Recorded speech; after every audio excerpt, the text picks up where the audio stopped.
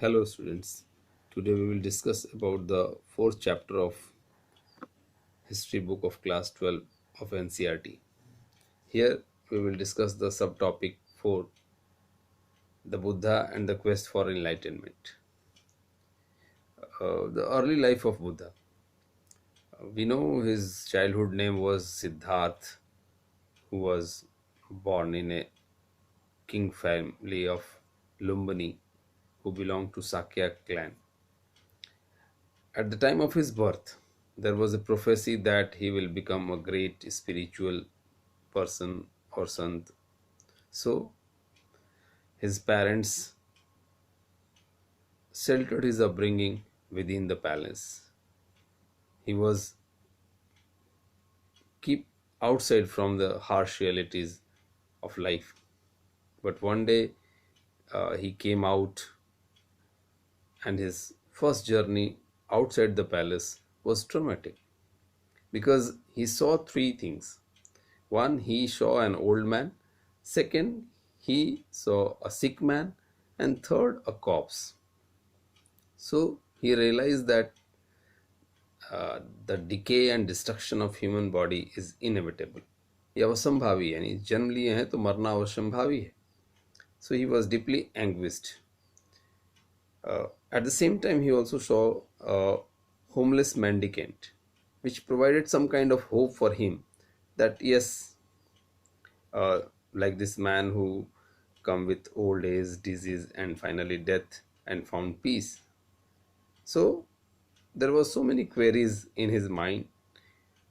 Uh, that is why he left his palace one day.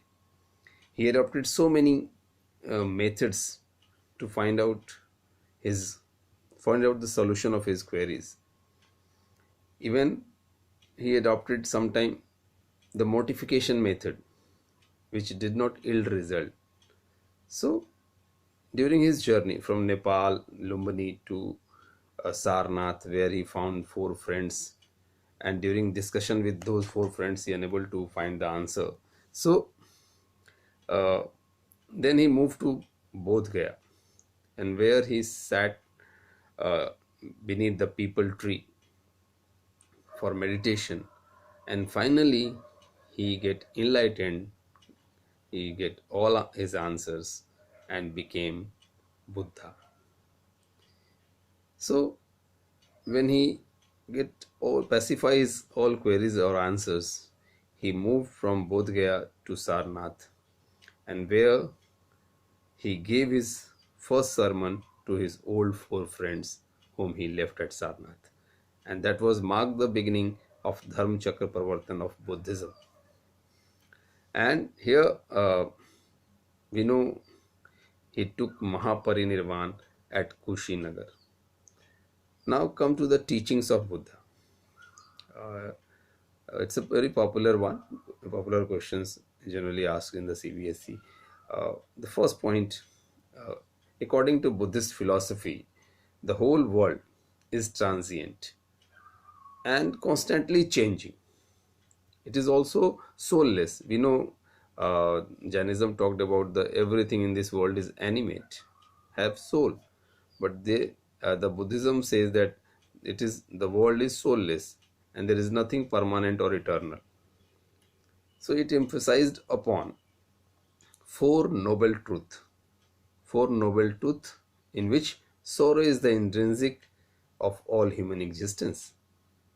And these four noble truths, uh, sorrow, there is a sorrow, there is cause of sorrow, there is remedies of sorrow, and the fourth one, the remedies of sorrow is eightfold path.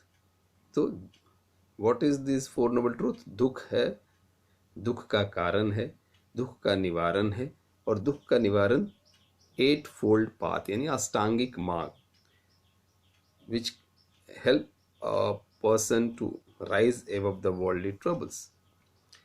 And the Buddha regarded this world as the creation of human, rather Brahminical system who talked about the divine origin.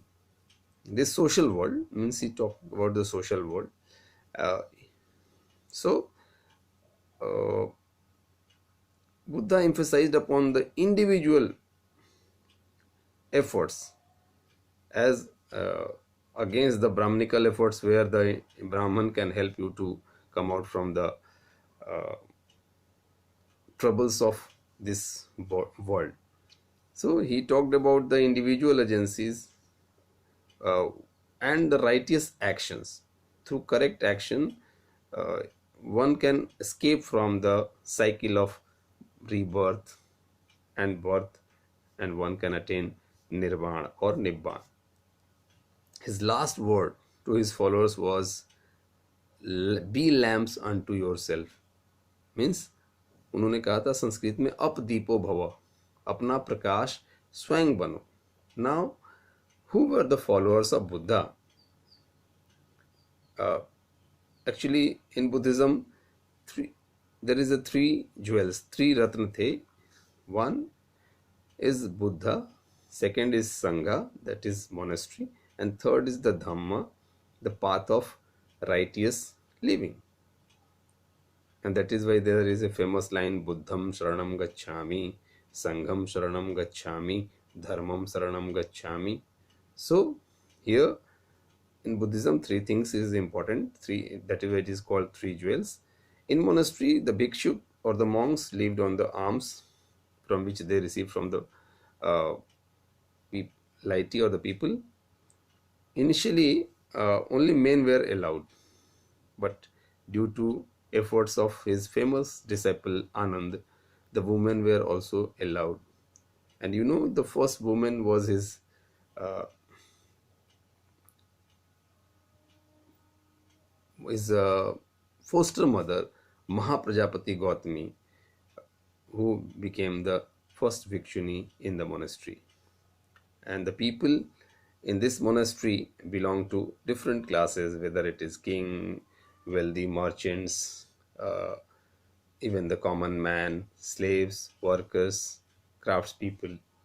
These were the followers, but once they entered in the Sangha, they all were regarded as a equal. They were all were regarded as a bhikshu and bhikshuni. And here in uh, monastery, the decisions were taken democratically. Means on the consensus basis, any decision used to be taken, or sometime even the practice of vote was also adopted. Now the question is, why Buddhism grew rapidly uh, both during lifetime of Buddha and his after his death? Actually, here Buddhism in fact appealed to many people who were not satisfied with the Brahminical system that was existing at that time, their religious practices, and they were confused by the rapid social changes that was taking place around them. So this Buddhism uh, was a cool breeze, was an option for them. It gave importance upon the conduct as well as the values, two things, the conduct and the values. Whereas the Brahminical system, who talked about the superiority on the basis of birth. Third, it emphasized upon the fellow being, means the other human being, whom it suggests to treat equally. At the same time, it believed in compassion, the karuna, daya, compassion towards the younger, compassion towards the weaker, and it focused upon the middle path. That is why it attracted many men and women. Now, stupas. Seventh topic is stupa. What is stupa? Stupa actually is was before we go to the discussion, we should find in the Buddhist literature there are so many chaityas, uh, which was supposed to be the funerary mounds. It is, but now why stupas were built? So stupas were mounds that contains the relics of Buddha, Buddha के अवशेष और स्मृति, that was called relics of Buddha, uh, which is the bodily remains or the objects used by him, were buried. And according to a text known as Asok Vadan, Asoka distributed the portion of Buddha's relics to every important towns and ordered the construction of the stupas over them. And that is why by the 2nd century BC, a number of stupas, including uh, those at Bharut, Sanchi, Sarnath,